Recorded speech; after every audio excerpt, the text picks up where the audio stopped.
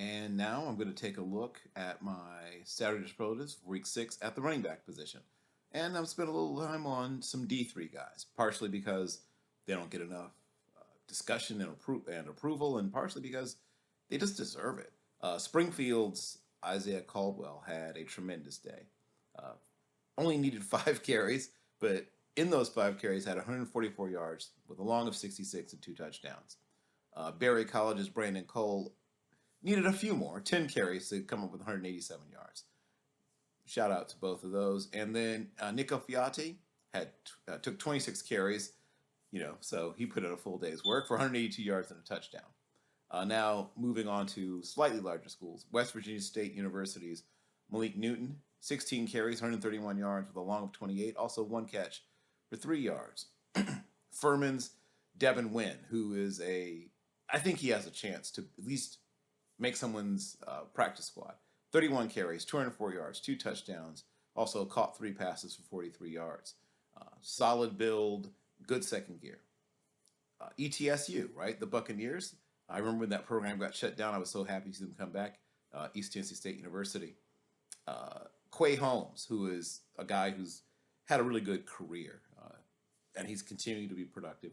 24 carries, 132 yards, also 2 touchdowns, a long of 17. So he's a guy that, I wouldn't say a plotter, but he's a guy that gets you a lot of 4, 5, 6, 7, 8, 9 yard, and occasional 17 to 20 yard burst.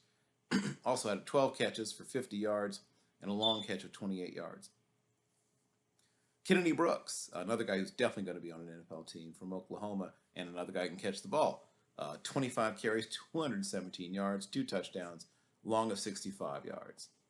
And another smaller school guy who really impressed me is Fred Davis of Mercer. I think he has a chance as well. He had 26 carries, 128 yards, a long of 27 and 2 touchdowns.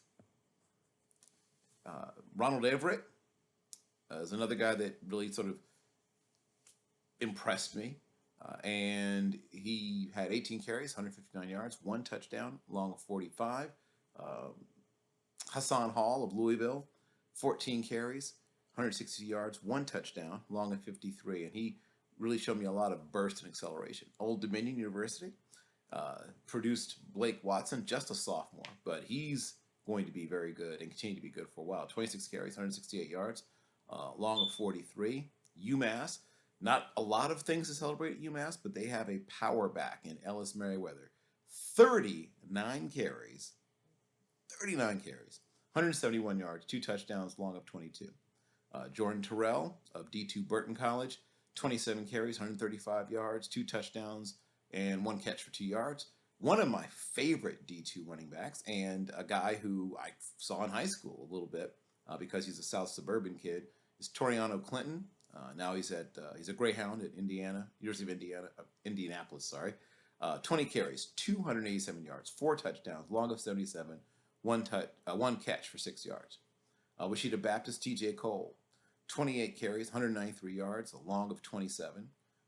Dwayne McGee of Lenore Ryan, another really good Division II prospect and really good program, 29 carries, 188 yards, 3 touchdowns, long of 52. Cody Schrader of Truman, another really good D2 program.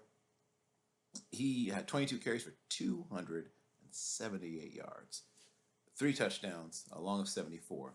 Another really good D2 prospect at the running back position is Khalid Exum Strong, 18 carries, 152 yards, a long of 24. Logan Wingard of Seton Hill, 38 carries, 170 yards, 3 touchdowns. And getting back to the big-time schools, Kenneth Walker III, who I could put him literally on this thing every week.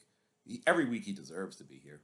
29 carries, 233 yards, 1 touchdown, long of 94, also 1 catch of 13 yards. And, I mean, I would give him the Heisman, quite frankly, if it were up to me.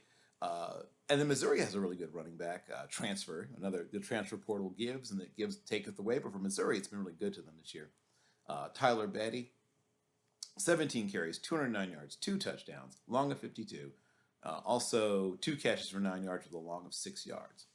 Those are my running back superlatives for Week 6.